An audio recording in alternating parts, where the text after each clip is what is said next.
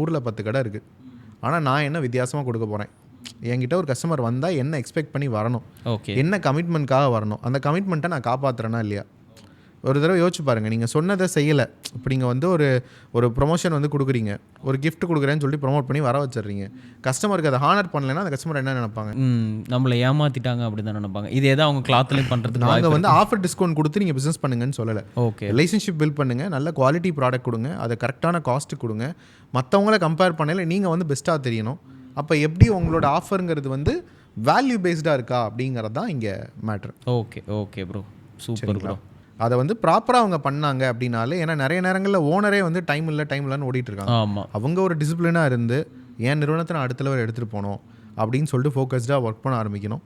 அதில் வந்து அவங்க கன்ஸ்டண்ட்டாக இருந்தாலே போதும். Okay okay. ஆட்டோமேட்டிக்காக வளர போகிறாங்க.